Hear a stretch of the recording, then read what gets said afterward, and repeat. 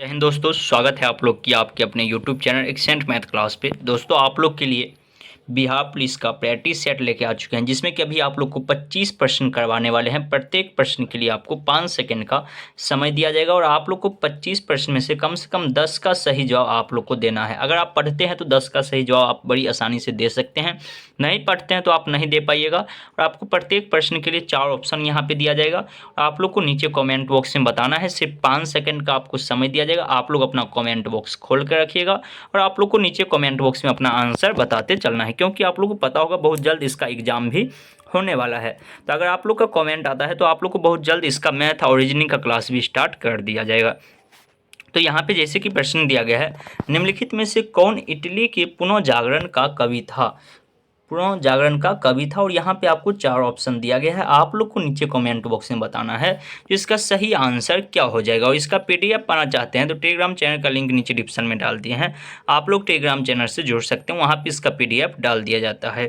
तो इसका जो बिल्कुल सही आंसर हो जाएगा ये आपका हो जाएगा ऑप्शन नंबर आपका सी, दांते। इसका जो जन्म हुआ था वो 1260 ईस्वी में हुआ था और मृत्यु जो हुआ था वो 1321 ईस्वी में हुआ था। ठीक है, डिवाइन कॉमेडी नामक पुस्तक लिखा था, जिसको यानी कि इटली के पुनर्जागरण का कवि इसीलिए इसको माना जाता है।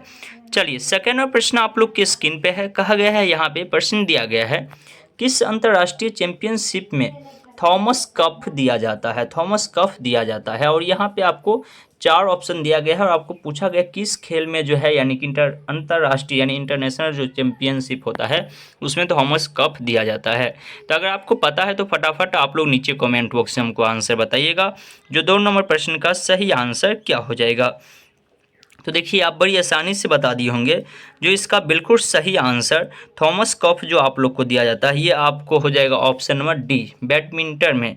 बैडमिंटन के खेल में जो है आपको थॉमस कप यानी कि पुरुष के लिए बैडमिंटन के अंतर्राष्ट्रीय टीम में दिया जाता है। वहीं पे हम लोग बात करें फुटबॉल में तो फीफा कप दिया जाता है या मेंडा कप, क्रिकेट में विश्व कप या एसेज। इस तरह से आपको सभी चीज़ के लिए कफ अलग अलग बांटा हुआ है, तो आप लोग सभी चीज़ याद कर लीजिएगा। यहाँ से एक प्रश्न आपके एग्जाम में रहने वाला है। उसके बाद आप लोग को तीसरा प्रश्न आप लोग को दिया गया है। कहा गया रेगिस्तानों के बादल बरसते नहीं हैं। रेगिस्तानों के बादल बरसते नहीं हैं, क्यों नहीं बरसते, यही आपको पूछा गया है।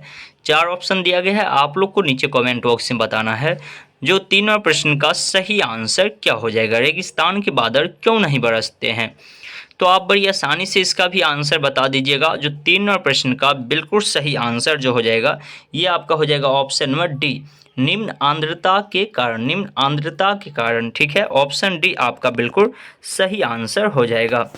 चलिए आगे के प्रश्न की ओर हम लोग बढ़ते हैं। चौथा प्रश्न आप लोग की स्क्रीन पे है। कहा गया यहाँ पे पीसा का तिरिंग टावर, तिरिंग टावर कहाँ स्थित है? और यहाँ पे आपको 4 ऑप्शन भी दिया गया है। आप लोग को नीचे कमेंट बॉक्स में बताना है जो इसका सही आंसर क्या हो जाएगा। सही विद्यार्थी नीचे कमेंट बॉक्स से हमको बताइएगा जो इसका बिल्कुल सही आंसर क्या हो जाएगा। तो देखिए 4 नंबर प्रश्न का बिल्कुल सही आंसर जो हो जाएगा ये आपका ऑप्शन नंबर बी हो जाएगा, इटली में। कहाँ पे? इटली में। चलिए 5वां प्रश्न आप लोग के स्क्रीन पे है। कहा गया केंद्रीय चावल अनुसंधान संस्था स्थित है। केंद्रीय चावल अनुसंधान संस्था स्थित है, कहाँ पे स्थित है? और यहाँ पे आपको 4 ऑप्शन भी दिया गया है। आप लोग को नीचे कमेंट बॉक्स में बताना है जो 5वां प्रश्न का सही आंसर क्या हो जाएगा। सही विद्यार्थी नीचे कमेंट बॉक्स से हमको बताइएगा जो इसका सही आंसर क्या हो जाएगा।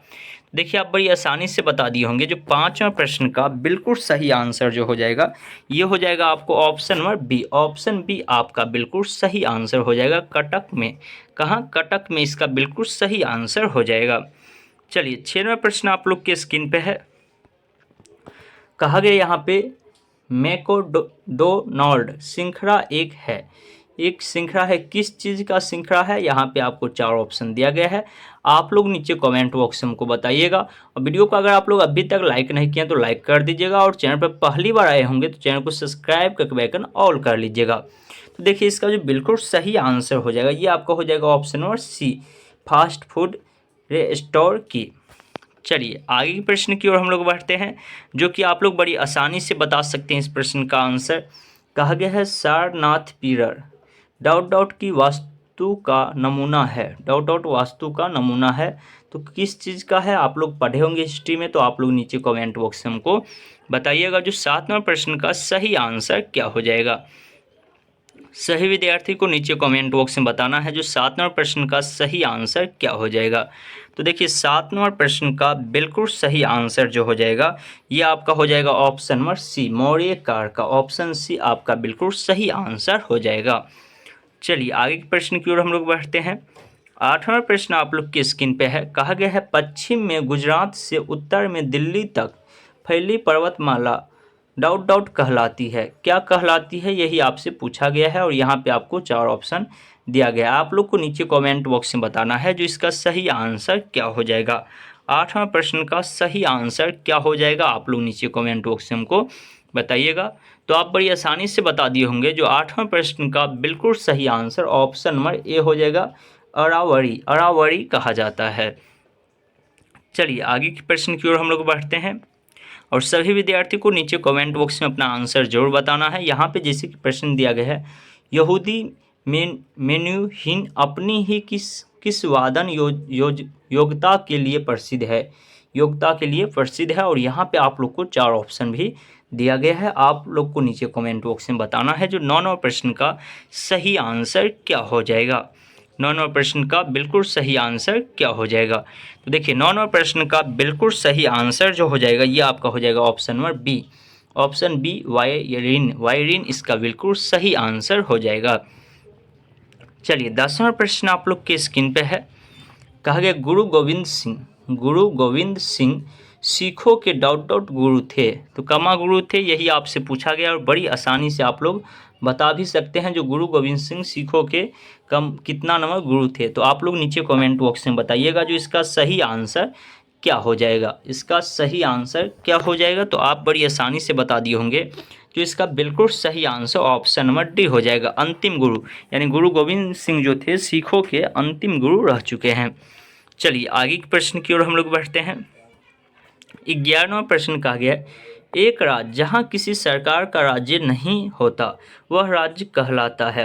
कहा गया ऐसा राज्य जहां पे किसी सरकार के राज्य नहीं होता है इस राज्य को हम लोग क्या कहते हैं। और 4 ऑप्शन दिया गया है। आप लोग को नीचे कमेंट बॉक्स में बताना है जो 11वें प्रश्न का सही आंसर क्या हो जाएगा। सही विद्यार्थी को नीचे कमेंट बॉक्स में बताना है जो इसका सही आंसर क्या हो जाएगा। तो देखिए आप बड़ी आसानी से बता दिए होंगे जो 11वें प्रश्न का बिल्कुल सही आंसर जो हो जाएगा ये आपका हो जाएगा ऑप्शन नंबर डी, एनांग की इसका बिल्कुल सही आंसर हो जाएगा। चलिए आगे के प्रश्न की ओर हम लोग बढ़ते हैं। 12वां प्रश्न आप लोग को कहा गया है लोकसभा तथा विधानसभा चुनाव में मतदान की आयु 21 वर्ष से घटाकर 18 वर्ष इसके द्वारा की गई है। किसके द्वारा किया गया है यही आपसे पूछा गया है और यहाँ पे आपको 4 ऑप्शन दिया गया है। आप लोग को पढ़ के नीचे कमेंट बॉक्स में बताना है जो इसका सही आंसर क्या हो जाएगा। सही विद्यार्थी को नीचे कमेंट बॉक्स में बताना है जो किसके द्वारा इसको घटा के 21 वर्ष से 18 वर्ष कर दिया गया है। दोस्तों अगर आप लोग अभी तक वीडियो को लाइक नहीं किए हैं तो लाइक कर दीजिएगा, अपने दोस्तों के साथ वीडियो को अधिक से अधिक शेयर कर दीजिएगा। साथ में आप लोग नीचे कमेंट बॉक्स में हमको बताइएगा क्या आप लोग के लिए मैथ और रीजनिंग का क्लास स्टार्ट किया जाए और आपको सिर्फ प्रैक्टिस सेट करवाया जाए या आपको कॉन्सेप्ट के साथ चैप्टर बाय चैप्टर पढ़ाया जाए। ये चीज़ भी आप लोग नीचे कमेंट बॉक्स में हमको बताइएगा। तो देखिए 12वां प्रश्न का बिल्कुल सही आंसर हो जाएगा option number A. Option A आपका बिल्कुल सही हो जाएगा।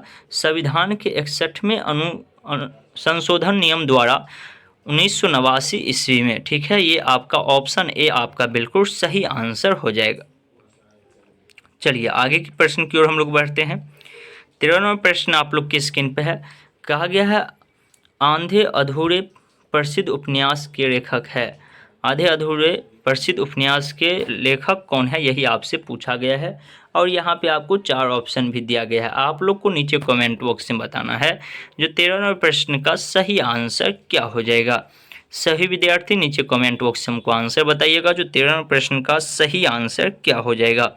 तो देखिए इसका जो बिल्कुल सही आंसर हो जाएगा ये आपका हो जाएगा option number B, Mohan Rakesh इसका बिल्कुल सही आंसर हो जाएगा। चलिए 14वां प्रश्न आप लोग की स्क्रीन पे है। कहा गया यहाँ पे भारतीय राष्ट्रीय कांग्रेस के प्रथम महिला अध्यक्ष थी। भारतीय राष्ट्रीय कांग्रेस के प्रथम महिला अध्यक्ष कौन थी, वही आपसे पूछा गया और यहाँ पे आपको 4 ऑप्शन दिया गया है और बड़ी आसानी से आप इसका आंसर बता दीजिएगा। और जो विद्यार्थी इसका आंसर नहीं बताते हैं तो वह समझिए कुछ पढ़े ही नहीं है। तो इसीलिए आप लोग को नीचे कॉमेंट बॉक्स में बताना है जो इसका सही आंसर क्या हो जाएगा। सही विद्यार्थी नीचे कॉमेंट बॉक्स में हमको बताइएगा। देखिए, भारतीय राष्ट्रीय कांग्रेस के प्रथम महिला अध्यक्ष जो बनी थी वो श्रीमती एनी बेसेंट यानी कलकत्ता, जो कि 1917 ईस्वी में, तथा भारतीय राष्ट्रीय कांग्रेस के प्रथम भारतीय महिला अध्यक्ष अगर आपसे पूछता तब आपका हो जाता सरोजिनी नायडू। और यहीं पे विद्यार्थी कन्फ्यूजन होता है। अगर आपको डायरेक्ट पूछे भारतीय राष्ट्रीय कांग्रेस के प्रथम महिला अध्यक्ष तो आपको लगाना है एनी बेसेंट। अगर आपको वहीं पे पूछे भारतीय राष्ट्रीय कांग्रेस के प्रथम महिला भारतीय अध्यक्ष तब आपको सरोजिनी नायडू लगाना है। ठीक है, चलिए आगे के प्रश्न की ओर हम लोग बढ़ते हैं। 15वां प्रश्न आप लोग की स्क्रीन पे देखने के लिए जो कि मेरा होगा। कहा गया यहाँ पे INS विराट भारतीय नौसेना की सेवा में क्या है, वह क्या है, और यहाँ पे आपको 4 ऑप्शन दिया गया है। तो नौसेना भारतीय नौसेना की सेवा में क्या है, तो आप बड़ी आसानी से इसका आंसर, थोड़ा सा दिमाग लगाइएगा तो आप आसानी से इसका आंसर बता सकते हैं जो इसका सही आंसर क्या हो जाएगा। तो सभी विद्यार्थी नीचे कमेंट बॉक्स में हमको बताइएगा जो इसका बिल्कुल सही आंसर क्या हो जाएगा। देखिए, इसका जो बिल्कुल सही आंसर हो जाएगा ये आपका हो जाएगा ऑप्शन नंबर सी, विमान वाहक। ऑप्शन सी आपका बिल्कुल सही आंसर हो जाएगा। चलिए आगे प्रश्न की ओर हम लोग बढ़ते हैं। 16वां प्रश्न आप लोग को कहा गया यहाँ पे, अरावली पर्वत श्रृंखला निम्नलिखित नदी प्रणाली के विभाजित होता है, और यहाँ पे आपको 4 ऑप्शन भी दिया गया है। आप लोग को नीचे कमेंट बॉक्स में बताना है जो 16वें प्रश्न का सही आंसर क्या हो जाएगा। 16वें प्रश्न का सही आंसर क्या हो जाएगा, सही विद्यार्थी नीचे कमेंट बॉक्स में हमको बताइएगा। देखिए, आप बड़ी आसानी से बता दिए होंगे जो 16वें प्रश्न का बिल्कुल सही आंसर जो हो जाएगा ये आपका हो जाएगा ऑप्शन नंबर बी, चंबक और साबरमती। ठीक है, ऑप्शन बी आपका बिल्कुल सही आंसर हो जाएगा। चलिए 17वां प्रश्न आप लोग की स्क्रीन पे है। देखिए, आपका सभी प्रश्न एक ही टाइप का नहीं रहेगा, आसानी नहीं रहेगा, कुछ मॉडरेट क्वेश्चन भी आपको ऐसे ही देखने के लिए मिलेगा। तो अगर आपको हम आसान प्रश्न करवाते हैं तो आप लोग तो को खूब मज़ा आता है, लेकिन अगर वहीं पे हार्ड प्रश्न आ जाता है तो आप लोग लाइव छोड़ के भाग जाते हैं। तो ऐसा नहीं, आपके एग्जाम में सिर्फ आसान शिफ्ट आएगा, आपको जब भी आएगा तो मॉडरेट क्वेश्चन रहेगा ही। ठीक है, तो इसीलिए आपको सभी प्रश्न को ध्यानपूर्वक पढ़ना है। जैसे कहा गया मुद्रा स्फीति सिद्धांत तब उत्पन्न होती है जब क्या होता है, तो यहाँ पे आपको इसको पढ़ना है ऑप्शन को, और आप लोग को नीचे कमेंट बॉक्स में बताना है जो इसका सही आंसर क्या हो जाएगा। और आप लोग वीडियो को अभी तक शेयर नहीं किए हैं तो अपने दोस्तों के साथ शेयर करते चलिएगा। तो इसका देखिए बिल्कुल सही आंसर जो हो जाएगा ये हो जाएगा आपको option number B. Option B आपका बिल्कुल सही हो जाएगा। मुद्रा आपूर्ति वास्तविक रूप से GDP की तुलना में उच्चतर दर से बढ़ती है। चलिए आगे के प्रश्न की ओर हम लोग बढ़ते हैं। 18वां प्रश्न आप लोग की स्क्रीन पे है जो कि आप लोग को देखने के लिए मिला होगा। कहा गया यहाँ पे, पृथ्वी सूर्य के चारों ओर दीर्घवृत्ताकार पथ में घूमता है। सूर्य के चारों ओर घूमते समय पृथ्वी की गति कैसा होता है, यही आपसे पूछा गया है। तो आप लोग नीचे कमेंट बॉक्स से हमको बता सकते हैं जो पृथ्वी का जो गति होता है चारों ओर घूमते समय वह कैसा होता है। सभी विद्यार्थी नीचे कमेंट बॉक्स से हमको आंसर बताइएगा। और जैसे ही आपका बच गया है, सिर्फ 25 प्रश्न तक आप करवाने वाले हैं। 18वां प्रश्न हो गया, अब आपको 7 प्रश्न बच गया है। तो आप लोग को जैसे ही टेस्ट खत्म होता है आप लोग को बताना है जो आपका कितना सही हुआ है। तो देखिए, इसका जो बिल्कुल सही आंसर हो जाएगा ये आपका हो जाएगा ऑप्शन नंबर बी, यानी जब उसके बीच दूरी बढ़ती है तो गति घटती है, और इसके विपरीत भी सत्य है। चलिए आगे के प्रश्न आप लोग के स्क्रीन पे देखने के लिए मिलेगा जो कि 19वां प्रश्न आप लोग को यहाँ पे कहा गया है, निम्नलिखित में से कौन मिश्रित अर्थव्यवस्था का लक्षण नहीं है। मिश्रित अर्थव्यवस्था का लक्षण नहीं है, और यहाँ पे आपको 4 ऑप्शन दिया गया है। तो आप लोग नीचे कमेंट बॉक्स से हमको बताइएगा जो 19वें प्रश्न का सही आंसर क्या हो जाएगा। आप लोग नीचे कमेंट बॉक्स से हमको इसका आंसर बताइएगा। तो देखिए, आप बड़ी आसानी से बता दिए होंगे जो 19वें प्रश्न का बिल्कुल सही आंसर हो जाएगा ऑप्शन नंबर बी, परवर एकाधिकार विरोधी विधान, इसका बिल्कुल सही आंसर हो जाएगा। चलिए आगे के प्रश्न की ओर हम लोग बढ़ते हैं। 20वां प्रश्न आप लोग के स्क्रीन पे है। कहा गया यहाँ पे माई गर्लहुड एन ऑटोबायोग्राफी के लेखक कौन है? लेखक के बारे में पूछा गया है, तो अधिकांश विद्यार्थी को लेखक का नाम याद नहीं रहता है। तो आप लोग इसको सभी को एक चार्ट बना के और लाइन से आप लोग जब इसको याद करिएगा तब जाके आपको याद होने वाला है। तो इसका जो बिल्कुल सही आंसर हो जाएगा 20वें प्रश्न का, ये आपका हो जाएगा ऑप्शन नंबर बी, तरस्रीमा नसरीन, इसका बिल्कुल सही आंसर हो जाएगा। चलिए 21वें प्रश्न आप लोग की स्क्रीन पे है। कहा गया मानव के दुखों के अंतर में अष्टांगिक मार्ग पथ का प्रतिपादन किसने किया? और यहाँ पे आपको 4 ऑप्शन भी दिया गया है, आप लोग को नीचे कमेंट बॉक्स में बताना है जो 21वें प्रश्न का सही आंसर क्या हो जाएगा। तो देखिए आप बड़ी आसानी से बता दिए होंगे, जो 21वें प्रश्न का बिल्कुल सही आंसर हो जाएगा option number B, Gautam Buddha. Option B आपका बिल्कुल सही आंसर हो जाएगा। चलिए आगे प्रश्न की ओर हम लोग बढ़ते हैं। 22वें प्रश्न आप लोग की स्क्रीन पे है।